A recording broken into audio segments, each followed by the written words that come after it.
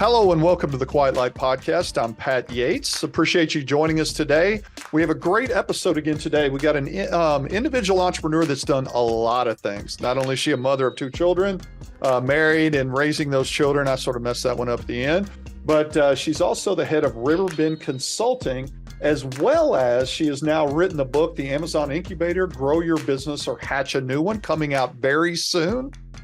We have Lesley Hensell with us today. Lesley's just a great entrepreneur. She actually took some history in Amazon she had herself, some of the problems that she had, and she said, you know what, some of the most important things to fix on Amazon is not necessarily your ad. It might be a problem that could shut you down or lose your account, a secondary account you have that you never realized. You have an old account and they won't let you have a second selling account on Amazon. Anything that you configure that can give you problems on Amazon or you can improve, she wants to help you through Riverbend Consulting, and obviously wrote a book where you can get in front of it to be able to learn those things. She knows a lot about the pitfalls that are on Amazon. People like to talk about all the great things that are there. Not a lot of people like to talk about the difficult things that are there, but that's what Lesley's good at. I'm really excited to have Lesley Hensell in to the Quiet Life Podcast. And again, if you need anything for your business, either actionable tips on being able to exit in a year or two, or if you're ready to sell your business, you can always reach out to us at quietlight.com, or you can email me at pat@quietlight.com. I'm excited to have Lesley on the podcast. Let's get right to it. Lesley, it's great to have you here in the Quiet Light Podcast today. How you doing? I am great. I'm so excited to be here. Thank you. I am as well. So for our listeners out there, you're going to get a great understanding of Amazon today. I'm sure no one's ever heard of Amazon. No one knows you can sell products on there. It's not very widely known. Obviously, it's great to have anybody that's an expert on Amazon. But the first thing we'd like to know is about you. So tell us a little about where you're from and about family, friends, whatever you got. We'd love to know all about you. Well, fantastic. So I am a Texas girl through and through. I have been selling on Amazon since 2010, and Amazon is actually really wrapped up with my family, believe it or not. I am one of those classic mommy Amazon sellers you have heard about. So my background is in old school business consulting. And when I say old school, that's like working for an accounting firm, redesigning people's lines in their factories, kind of old school. And I had two kids, and one of them is special needs. And he was really struggling in school. And we decided the only thing we could do is homeschool him. And so we were going to give up all of my lovely revenue and have our bills go up because we had to pay for this kid with all of his expensive therapy.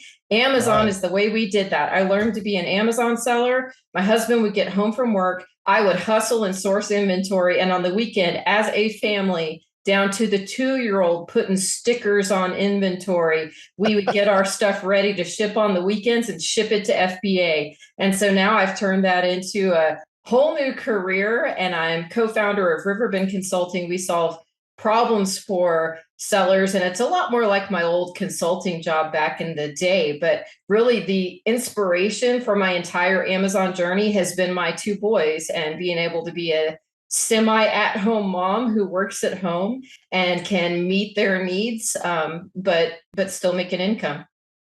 That is incredible. So you obviously carry a lot of hats as a mother and a business person to begin with, but you obviously had a background in e-com before too. So you've obviously owned Amazon stores. You didn't just happen into knowing this. Tell us about what you've done in the past in e-com. I'm fairly interested. So I have sold RA. I have sold private label goods in health and beauty, a little bit of everything really. And then I did consulting for e-commerce and telecom before it was cool. So we're talking big guys like Verizon and AT&T that are in my area, that I did marketing projects with them when they were launching FiOS and just starting to get people free phones and all of the online stuff and all their online stores. So man, I'm really dating myself here, y'all. You're not dating yourself older than me, I'll tell you that. So don't feel too bad about that. Well, it's amazing though. You know, it's funny because it's funny how people have experiences in the past that turn into a new business. So obviously you went through some strife in Amazon situation that sort of made you think about doing this. Maybe tell the listeners a little bit about maybe what happened. Was there anything that specifically happened that made you think about going into the Amazon business where you help people fix problems there? So when I had been selling on Amazon for a few years, I started going to some conferences. and seller conferences just to meet other people, because anyone who's sold on Amazon knows it can be really isolating. You tell people what you do for a living, especially 10 years ago, and they're like, I don't understand any of that, but okay. You don't have anyone to talk to. So I met a lot of sellers who actually started calling me and saying, hey, my account got taken down. Back then, they didn't take down ASINs, they just took down accounts. And so they would say, hey, my account got suspended. I don't know what to do. And part of my background was writing plans of action and, business plans for large companies. So why not just turn that into, I can do this for sellers. So I started doing that over time. And then one day I met a client named Joe Zalta, and I helped him get his account reinstated. And he was a very high maintenance, freak out kind of client. I calmed him down, wrote his plans of action, got him back up and running. And a few weeks later, he called and said, we should do this as a business because I've got all the sales background and you've got all the operations background. And now he's been my business partner for 6.5 years. Well, there you go. It's funny how those kind of relationships always sort of bear things out. I think what people realize, or maybe they don't realize. So let's say that our listeners out there don't have an Amazon business. Some people think it's just simple that you run through it and you just get deposits and people hear all the success, but they don't realize behind the scenes, it's very, very difficult to work with Amazon, and it's sort of regimented in a way, and you can get yourself in a lot of trouble. Maybe talk to the listeners a little bit about how they can, first of all, not necessarily getting too deep, but make them understand there are problems that can come up. And what are those problems? So back in the Wild West days of Amazon, you could just grab products off of a store shelf and list them and sell them, and not many problems would come up as long as you fulfilled the orders. Now, Amazon is really expecting people to run their e-commerce business as a legitimate business where you're maintaining records, you're very concerned about product quality, you're very, like you said, regimented and have a lot of standard operating procedures. It can be a side hustle, but it's got to be an organized side hustle, because there are people who buy your products and then they complain. So when someone buys a product and they complain, whether it's legitimate or not, whether it is you that made the mistake or the Amazon warehouse that made the mistake, doesn't really matter what happened. Amazon's going to ask you for invoices. They're going to ask you for proof that this product is legitimate, that you bought it from a reasonable supplier, that you're handling the product correctly. And if you haven't had the very basic business processes in place of, I maintain and store all of my invoices, I have proof of payment for all of my invoices, right, I have legitimate suppliers that I've asked them questions, I'm not buying stuff off the back of a truck, then Amazon is going to say, you're not for us, and they will suspend your account.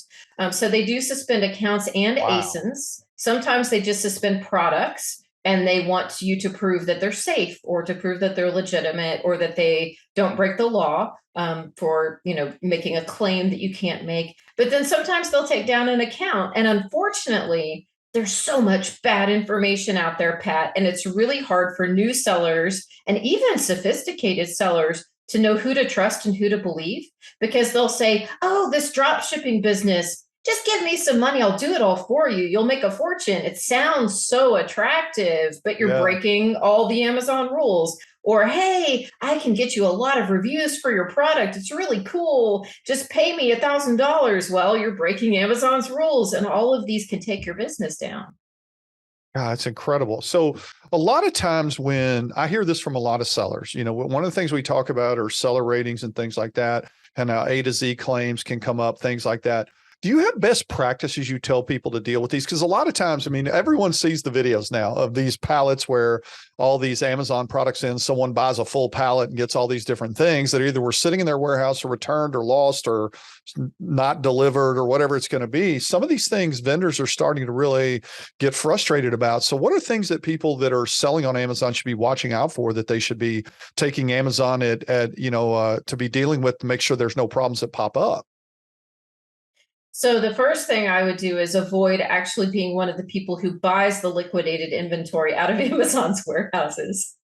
You don't want any of that. You can't prove the provenance of any of that. A lot of it's damaged. Amazon FBA is very frustrating. So if you use a 3PL, a third-party logistics company, and they fulfill your orders for you, and they don't fulfill on time, they lose your inventory, they don't handle returns well, you have recourse. You have an account manager who answers the phone and talks to you and answers your emails. If you use Amazon FBA, it gives you flexibility. There's all these wonderful things about it. There's no accountability. So they will lose your inventory, damage your inventory, steal your inventory and sell it on .com or warehouse deals. They will also accept returns that should not be put back into your fulfillable, or they will not accept returns that should be put back in your fulfillable. So you really have to be willing to take on a lot of due diligence. FBA is not like, what was it, Ron Popeil, set it and forget it back in the day. You can't set it and forget it. Even though FBA may be fulfilling your orders and handling a lot of the day-to-day for you, you've got to be in your account. You've got to be checking to make sure that they haven't lost your inventory. You have to be on top of your returns processing, and you have to have proof that you have new product, good quality product. So when Amazon makes a mistake, you're not the one paying for it. That's a great point. So what do you see come up more? Is it more ASIN issues, inventory issues, seller issues with customer orders? What do you see as the top things that trigger problems in people's Amazon accounts? Right now, there are some really interesting trends. It's like we're back to the future. Inauthentic had gone away as a complaint for a while, and now they're actually taking accounts down again for inauthentic. That was not a thing for 2 or 3 years. So they are really getting aggressive about inauthentic complaints.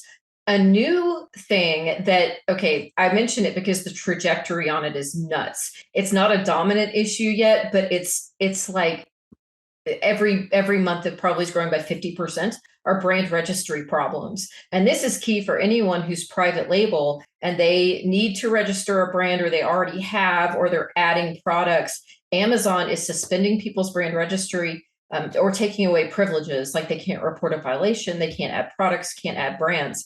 And I'll tell you what's really frustrating about that, Pat, that's really bad as far as a customer service or seller service viewpoint on Amazon. The assistance and help you receive from brand registry 2 years ago was amazing. Now it is worse than seller support and worse than seller performance. And I think that is not actually the fault of the employees. The theory that I have, I've got a bunch of ex-Amazonians who work for me. We've had long discussions about this, and they think, and I think, that in brand registry, the people handling appeals or handling correspondence about taking away privileges, they don't have well-written SOPs, and they're not really empowered to reinstate privileges. They just aren't. And so the only way to get privileges back is to escalate within the company to other executives. And I think those executives don't necessarily believe what we're telling them in escalations. Their technology is very broken, and I don't think they believe that. I think they believe their tech is good. You know, we a lot of times at Quiet Light, we get a lot of people in that transition accounts. They sell a company and they have to transfer the account to someone, which is not the easiest thing in the world to do. But one of the policies that we've had when we're dealing with people that can't help with that transference on Amazon is one simple thing: transfer me to another person. And then you recreate the conversation, and that person may not know it, and you go to a third person, but eventually you find the right person that the conversation is going to work with. Is that a best practice in these kind of situations, or should you take a pause? Because a lot of times, one thing to be cautious, the second portion of the question, is you have to put a plan together to talk about violations of accounts. And that's way more important than just sending an email, "Oh, I'm sorry, I'm going to do this." That's a detailed process. So I really give you two questions there. How do you address those, and how much preparation do you think people should do in those situations? So the most important thing is the preparation. And as part of the preparation, you need to really understand where Amazon is coming from. You don't have to agree with them, but you have to understand where they're coming from, why they think a rule was violated, why they don't believe your documents, why the person you're talking to isn't understanding and helping, like in your transitions issue where someone just isn't getting it. So you really have to understand what team you need to get to, and then what you need to communicate. And as part of that, if you're in trouble, not on a transition issue, but if you're in trouble, you've already got an account taken down or some privilege taken away, you have to have a really honest understanding of where you may have made a mistake. And even if Amazon made the mistake, you have to find how you could have prevented it. So quick example, let's say you get taken down for condition issues because the expiration date, Amazon is saying you have expired inventory, but you don't have expired inventory. All of your dates are printed on the package and they're all correct. Well, okay, what if you find out that actually the dates are rubbing off? That's a thing that happens. If they're not printed well, they will rub off. You need to look at how you could have had a part in the mistake. And so that's the prep. You've really got to understand what the goal is, who you need to talk to, and what you can take accountability for without putting yourself at more risk. And then secondly, how to present it to Amazon. You can be aggressive, but you can't spam. Sure. So for like most of what comes to us, our client has already tried to fix it. Sometimes they haven't, but most of them they've already tried and they failed. So we go into escalation mode pretty quickly. And we really encourage, unless it's a true emergency issue, an emergency, I mean, you're going to go out of business and fire everyone if you don't fix this. I mean, way emergency. We're escalating once every 4 days or once every 5 days to a new party. If Amazon sees you just scattershot, you email everyone, they're going to ignore you. Is it fair? No. But you've got to be deliberate in the way that you escalate, or even in asking to be transferred. There's nothing wrong with transfer me to the right team. But if that team doesn't necessarily react fast enough for you, you have to be very deliberate in how you approach that team. That makes total sense. I think, when I look at your services at Riverbend Consulting, and everyone, again, we're speaking with Lesley Hensell from Riverbend Consulting, and I kind of messed your name up there, but I was Hensell. You got it. But I know that you also do work with Walmart, and I'm sure that it's much different than Amazon. It's not, I probably much different as far as appeals and things like that go. Tell us a little bit about how you approach Walmart as opposed to Amazon. Okay, so this is not the answer that you would have thought you would get, I promise. It's almost the same because Walmart hired people from Amazon Seller Performance to build its enforcement division. So they call them items instead of ASINs, and they have different team names, and they call it WFS instead of FBA. And besides that, it's about the same. The way we appeal is very similar. Walmart can be a little more helpful. They can actually give you a little more detailed information sometimes on their investigations, what they've found, and what they want you to address. Excuse me. I don't think this is going to last because the more fraud any platform has, the less hopeful they are. Wow. Over time, when Walmart sees as much fraud as Amazon does, they're going to cut down on that. But it's very similar. They want the same 3-part plan of action. They want you to take responsibility. They want you to say how it'll never happen again. Yeah, see, I've done these before. I'm not going to say that I've had an issue that I had to submit something for, but I might have had an issue I had to submit something for. So we'll sort of throw myself on the sword. And I think preparation in that is so important because you think it's very easy and transparent how to fix something, but you got to think about the customer as well as Amazon themselves. That's great advice. I really like that. So at Riverbend Consulting, you do a lot of different things. What is like the most appealed thing that goes on in Amazon? I'm curious. What do people come to you most for? Related accounts is huge on Amazon. That is where Amazon thinks that you have more than one seller account, and one of those accounts is prohibited from the platform. This can happen for a lot of reasons. So one reason would be, let's say that you were in college some time ago and you used to resell your textbooks at the end of the semester. And one semester you decided to have a really good time after you finished your finals, and you sold your textbooks and you never shipped them. And then you've forgotten that happened. And so they shut your seller account down. You forgot that happened because it was a long time ago and you might have had a few too many drinks. And so now you own a private label brand, or you're working at a company that wants to launch on Amazon and you're registering that account. And they say no. They have linked you up with that account from back when you were having that good time, doing beer pong. And so they're not going to let you sell on Amazon. It also happens when you lived with someone. They could be a blood relative, a married relative, a girlfriend, or just a roommate. You don't live together anymore. They sell on Amazon and they got their account blocked, but you lived together at one point. Amazon knows this. So that's interesting. They don't want you taking inventory. Let's say you got busted for counterfeit or inauthentic. They don't want you taking inventory from that account and selling it on another account. They also don't want you to sell the same ASINs on two different accounts so that you're manipulating the price or manipulating deals. That's why they don't allow that. So you can have more than one account, but they both have to be in good standing and not selling the same goods. Unfortunately, Amazon gets it wrong a whole lot on this. There's a lot of false positives.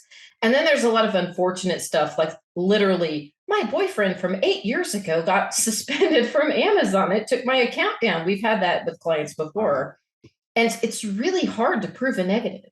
And they're asking you to prove a negative. So that's why we have so many clients come to us with this issue, because it's very difficult. It's not something most people appeal themselves and are successful.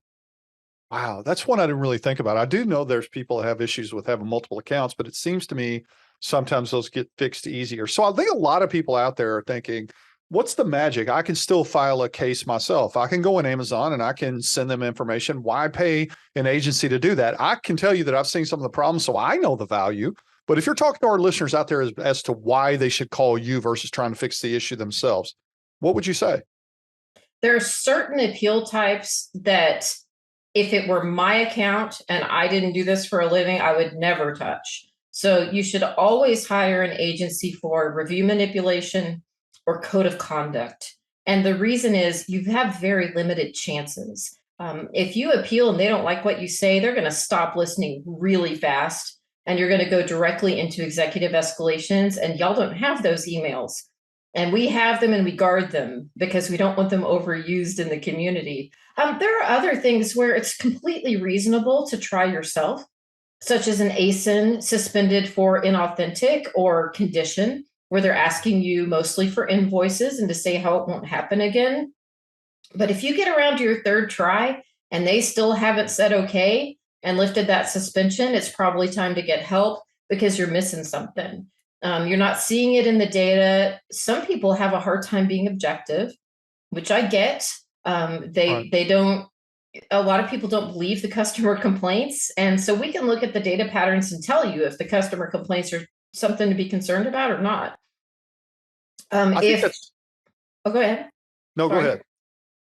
Oh, I was just going to say, if you find yourself having a hard time with objectivity or you can't get past them, it really is worth the money. Also, if you're very emotional and very upset, if you cannot be calm in having a discussion with another person about this, you need to hire someone, because it is going to come through in your appeals and you're going to be defensive and you're just not going to do a good job presenting the information. If you can be objective, go for it. So I would agree with you on that, because I think dealing with Amazon at times becomes even more maddening when you get into a problem. It's like they don't seem like they're listening, but sometimes detaching yourself from that would make a difference. And obviously you don't want to make any other steps. So we've talked about a lot in this, and obviously, Riverbend Consulting can help anyone. Tell the listeners a little bit of how they can get in touch with you if they're deciding to come in and work with you guys. So you can reach us at riverbendconsulting.com. And if you go to our website, we also have a phone number there. So we have actual human beings that answer the phone. And if you head on over to LinkedIn, you can also plug in my name and send me questions, DM me questions there. And I love to give people free advice. We do it all the time. And if it's something that we're like, oh, yeah, that's really hard, we'll tell you that too. That's awesome. You got obviously a great business built up there. Riverbend Consulting. Again, folks, if you have issues with Amazon and you're having problems with your seller account, the ASINs, anything that you're having problems with, Lesley can definitely help you. So reach out to them at Riverbend Consulting. And Lesley, I appreciate you being in the Quiet Light podcast today. It's been really informative. Anything else you'd want to tell the listeners before we go about Riverbend Consulting? So related to Riverbend, I have a new book launching. It's called the Amazon Incubator. Grow your business or hatch a new one. And you can find it at theamazonincubator.com. And we are launching it with a bunch of bonuses for people who are interested in selling or growing on Amazon. So this is kind of a remedy for what we talked about earlier, Pat, where I was talking about, get rich quick stuff out there. I am not a fan of get rich quick. I am a fan of creating a sustainable, calm business that can support the lifestyle that an individual person wants to have on Amazon. I don't want to get you a Lamborghini unless you really want that. But I want people to really think about what they want, what their goals are, and how can we set you up So this is kind of a primer on selling on Amazon, plus some advanced information on things like brand registry. So check out the Amazon Incubator, and I think it could help some entrepreneurs to reach their goals. Well, let's dive into that a little bit. We still have a few more minutes to be able to do this. So the book is coming out, and I know we're going to time this right at the time when the book's coming out. Folks, we're recording this a little earlier, and we know the book is going to be coming out. So tell everyone what gave you the motivation to actually do this. Writing a book is really not easy. Like a lot of people think it is. I'm barely smart enough to read a book. So tell me what made you decide to do that and how difficult that part was. I got really lucky because the editor that I worked with saw me speak at a conference. And then he emailed me afterward and actually said, "Hey, I would love to have a book out there about how to sell on Amazon, but that isn't a get rich quick. And that isn't now there's nothing wrong with self-published books, but he was like, I don't want self-published. I want like big name imprint. Are you interested?" And my part of my background is ghostwriting. I used to be a ghostwriter and write other people's books. So I think he saw me as a good target for this. And it was so fun because, oh my goodness, I've worked with thousands of sellers over the years, probably more than 3,000 sellers, if I had to guess. And I've had the privilege of working with 4 of the top 5 sellers on Amazon, all the way down to mom and pops who are working out of their basement and just getting started. So with that diverse level of knowledge, it was so much fun to kind of pick and choose what I thought would really help a new seller out of the gate or someone trying to grow that business. You know, it's incredible because one of the things you talk about on the Amazon page about the book is that if they do that preparation early, they're going to understand those pitfalls. Do you encourage people to come in and do a consulting thing with you, even if they don't have problems, to say, here's the groundwork you would lay to make sure you don't come back to me where I'm having to pick up the phone to call Seller Central urgently? Is that something that the book will help you do, is prepare for that and maybe have some less issues in the future? Yes, so there are sections in there about SOPs that you should set up for your business. So earlier we were talking about invoices, for example. I teach you how to set up an SOP for storing all your invoices. And then how do you train a VA to handle it for you? I am really big on outsourcing and delegating. So the book has SOPs for everything from FBA to invoices to appeals. And then how can you outsource that or have a VA work on it so you're not a slave to the business? It's really amazing. And folks, get a chance if you, obviously this boat's sold on Amazon as well. I was looking that up myself, reading some of the synopsis, the Amazon Incubator, Grow Your Business or Hatch a New One. It's really a cool title. And the book itself obviously is extremely informative. What can people expect to take away from it? Is it just a base knowledge of Amazon or the pitfalls? Is this a view of you selling on Amazon? Tell us that. So it's a base knowledge, it's pre-problem solving to not have the problems, but it's very personal to each reader.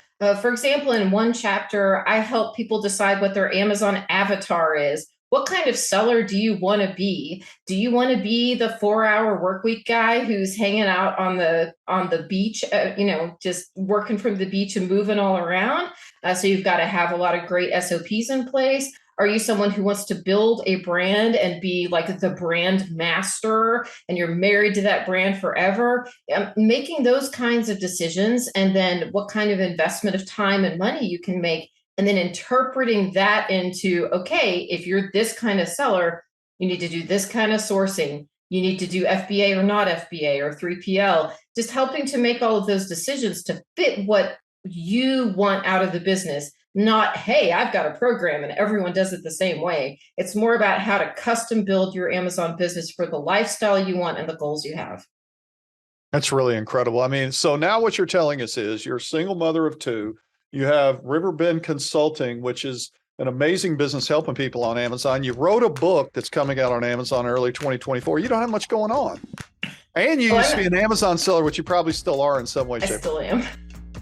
I still sell on Amazon. I'm a married mother of 2 because believe me, I would never be able to do all this without my husband.